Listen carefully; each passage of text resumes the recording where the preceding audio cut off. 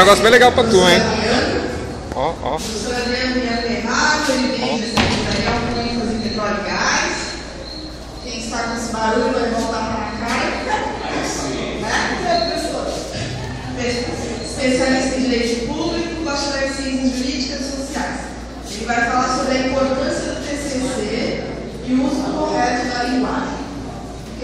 Espero que vocês aproveitem. Boa noite a todos.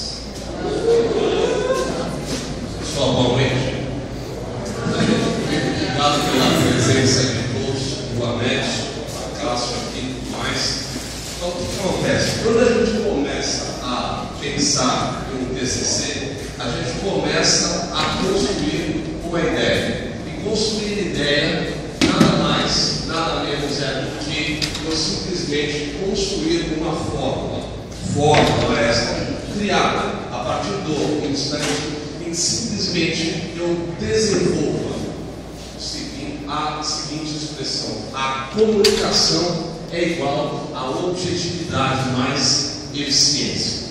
Toda vez que essa expressão aparecer, é um sinal claro e sucinto de que a argumentação tem razão de ser. Não adianta nada eu simplesmente falar. Eu devo, em verdade, não só falar, mas passar a informação pura e simples. Não é um processo fácil, porque ninguém aqui nasce sabendo falar de todas as formas possíveis e inimagináveis. Isso requer prática. Com a escrita é a mesma coisa. Toda vez que eu começo a construir uma indicação de que a argumentação ela é coerente, é um sinal claro e objetivo. Pausa um pouquinho, por favor. Acaba de entrar, deixa eu ver, sinto o senhor Johnny, certo, Johnny? Ele está com a namorada há uma semana e ela estava com um lixo, né? E esse vai no Face, entendeu? Ok? Eu disse que ela fala, não falei? Então, o que acontece? Eu vou voltar aqui ao ponto. A comunicação é igual a objetividade mais eficiência. Não adianta nada eu argumentar se eu não sei aquilo que eu falo. E se eu não sei aquilo que eu falo, é um sinal claro, portanto, evidente, de que toda vez que alguém for escrever alguma coisa, eu devo ter objetivo, método e o que? Resultado, para simplesmente saber o que eu vou dizer e para que público eu vou dizer. Caso contrário, a mensagem passada fica extremamente complicada, porque ninguém conseguirá entender se é passado. Tudo bem até aqui? Tranquilo? Então veja, se houver perguntas, espere acabar a palestra e eu respondo com o máximo prazer a todos. Tudo bem? Então vamos seguir aqui viagem neste caso. Quando a gente quer construir um TCC, a gente tem que partir de uma análise de quê? De método. Se eu simplesmente tenho um método capaz de organizar a minha ideia, é porque, em verdade, eu tenho um tema.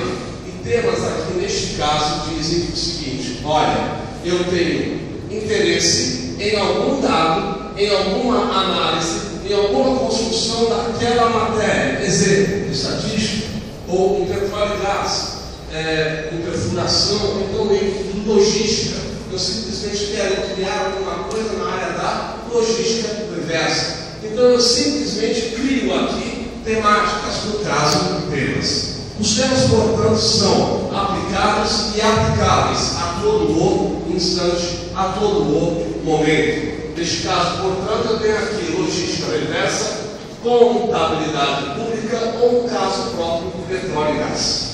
Então, eu simplesmente digo que cada equipe constrói o seu tipo.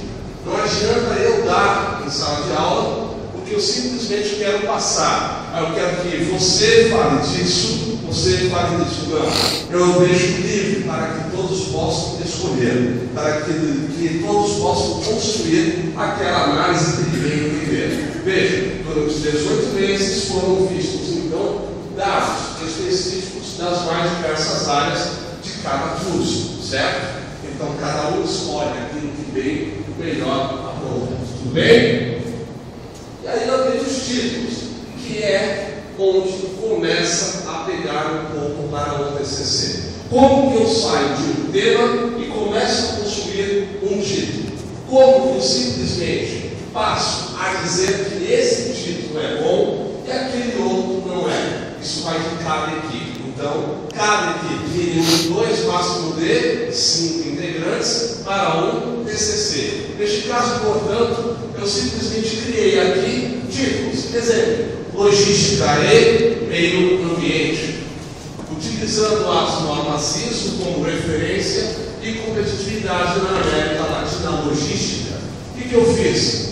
Eu aqui simplesmente peguei logística reversa e fiz o que? Criei um título em cima do tema logística reversa. Eu vou usar essa empresa, a América Latina Logística, a popular ALL, para simplesmente criar meio ambiente e logística e enquadrar isso de onde?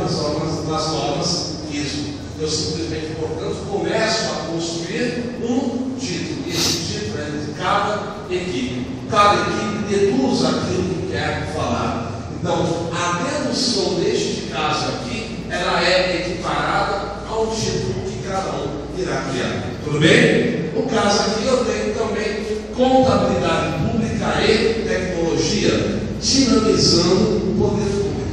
Ora, quando se fala em poder público, eu sei que toda uma estrutura existe e às vezes não é a melhor que existe. Nada melhor, pelo menos em teoria, do que a tecnologia para mobilizar a contabilidade pública e, neste caso, o próprio poder público. Tudo bem? Aí eu tenho em seguida o modal dutoviário sem impacto na Petrobras. Eu vou simplesmente, então, criar através de um tema, logística reversa, contabilidade pública, petróleo e gás, eu simplesmente crio títulos específicos para cada área. Tudo bem até aqui? Tranquilo? Beleza. E aí eu começo dizendo o seguinte: se, por um lado, argumentar implica em dizer que eu devo ser objetivo e eficiente, não obstante eu preciso ser sintético às vezes. Quem é que nunca pegou um jornal aqui, leu uma notícia ou uma crônica em que um dado autor ou autora falava alguma coisa e em seguida colocava vírgula, explicava, ou seja, depois vírgula. Por quê? Porque ele percebeu que durante esse processo aqui, ele não conseguiu ser objetivo e tampouco eficiente. O que aconteceu? Ele perdeu a linha de raciocínio. E ao perder a linha de raciocínio, ele simplesmente passou a sintetizar a ideia. Quando eu sintetizo a ideia, eu tenho grande chance e possibilidade de voltar àquilo que eu estava falando inicialmente. Quando isso ocorre, é um sinal de que eu desenvolvi síntese. A síntese, portanto, é igual a comunicação menos extensão. Quem fala alguma coisa ou escreve algo se comunica. Neste caso, eu me comunico e retiro tudo aquilo que não me interessa. O nome disso é síntese. Portanto, falar e falar bem, escrever bem, é interessante, entretanto, saber sintetizar é melhor ainda. Vejam um exemplo. Vocês sabiam que o sustentar como pátrio aduz que a isonomia é um preceito médio e dentro desse tempo, quem consegue entender o que está sendo falado? É complicado de entender, por quê? Porque eu simplesmente estou criando condições para dificultar o entendimento. E quem cria condições para dificultar o entendimento não se comunica. Agora, se eu falo todos os iguais que já dei, qualquer um consegue entender. Porque eu abro o código e ao abrir o código eu simplesmente faço o quê? Eu possibilito que toda e qualquer mensagem seja compreendida. Beleza? Tranquilo? Avança. Isso. E aí eu tenho um TCC dividido em 3 partes. Faço um parênteses aqui. Toda e qualquer instituição, seja ela pública ou particular, ela tem o quê? Regimentos internos. E regimentos internos servem para quê? Servem para dizer o seguinte: olha, nossa instituição escolheu criar o TCC desta forma. Apoiaram onde? Na ABNT, Associação Brasileira de Normas Técnicas. Ora, se eu falo em Associação Brasileira de Normas Técnicas, então inicialmente ninguém pode ir contra a ABNT, certo? Não é assim que funciona. Ela cria normas e possibilidades para que eu simplesmente diga: olha, eu vou simplesmente fazer com que exista um método, exista uma expressão, exista uma construção teórica. Mas se instituições outras quiserem criar ou então modificar em parte aquilo que eu crio, pode também. No caso aqui do Acácio, o que acontece? Há todo um regimento próprio. Passaremos isso aí com certeza no terceiro módulo. Tranquilo? E aí o TCC é dividido em geral em partes pré-textual, textual e pós-textual. Quando se fala em parte efeitos especiais, né? Eu já ensinarei como se faz isso. A parte pré-textual é composta de 10 subpartes. E aí eu tenho capa, folha de rosto, folha para a banca assinar, listas, epígrafe, agradecimentos, dedicatória, resumo em língua estrangeira e sumário. E aí eu começo a dizer o seguinte: espera lá, volta. O que é lista? O que são listas? Listas nada mais são do que indicativos de páginas onde uma dada figura se encontra. Nada mais redundante fazer uma lista dizendo onde está aquela figura, já que eu no próprio TCC coloquei aquela figura naquela página. Mas existe a possibilidade de criação de listas. Veja, é facultativo. Portanto, eu faço se quiser. E se eu faço se quiser, eu simplesmente crio o quê? Possibilidade de fazer aquilo que eu bem quiser naquele instante. Também existe a chamada epígrafe, que nada mais é do que uma frase de impacto, geralmente escrito por algum autor ou algum músico, que diga respeito ao título do seu TCC. Não adianta nada simplesmente pegar uma epígrafe e pôr isso aqui.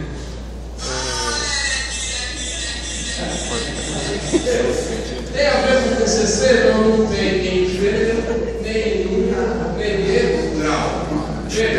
Músicas são sempre bem-vindas, palavras são sempre bem-vindas, entretanto, tem que estar adequado ao quê? Tem que estar adequado ao título do meu TCC de cada equipe. Não adianta construir uma argumentação onde eu não consiga relacionar epígrafe com título. Tudo bem até aqui? Tranquilo? Em seguida eu tenho agradecimentos. Veja, se feito apenas para uma pessoa, eu tenho agradecimento no singular. Se para mais de uma, agradecimento no plural. Então o que acontece? Eles são facultativos, porém é muito utilizados, foi até questão de prova, né? Diga-se de passagem, e que muitos erraram, diga-se de passagem, né? Não prestaram atenção na aula, olha o que acontece, né? Está aqui. Os agradecimentos é nessa parte onde eu agradeço a Deus, não, ao orientador, ponto. E apenas ele e ninguém mais. Ele e ninguém mais. Mas eu posso também agradecer a outros professores que também ajudaram, mesmo que de forma informal. Aqui no Acácio não existe a possibilidade de co-orientação, ou seja, a orientação de mais de uma pessoa orientando o trabalho. Tá certo? Eles são facultativos, mas é interessante usá-los. Em seguida, eu tenho a dedicatória, que nada mais é do que aqui sim eu coloco a papai do céu, a mãe, o vô, a avó, ao cachorrinho pintão, seja a quem for. Vocês, de verdade, aqui podem dedicar o trabalho a quem quiser. Portanto, agradecer é elemento formal ao próprio orientador. E dedicar é informal a Deus, a pai, mãe e assim sucessivamente. Beleza? Em seguida, eu tenho o resumo em língua estrangeira, tudo isso em 500 caracteres exatos, nem a mais e nem a menos. Por que 500 caracteres? Porque assim diz a ABNT. E é aqui que ela diz: olha, eu quero que siga essa regra. Embora eu disse há pouco que é possível que cada instituição de ensino crie o seu método, crie o seu regimento interno para a construção de um TCC. Entretanto, eu disse também que a ABNT pode sim interferir, neste caso aqui, 500 caracteres exatos. A palavra aqui, parte, eu não vou contar com 1, 2, 3, 4, 5 caracteres. Não, o Word entende como uma palavra, um caractere. Portanto, em resumo, tirando pontos e vírgulas, eu terei 500 palavras. Tudo bem até aqui?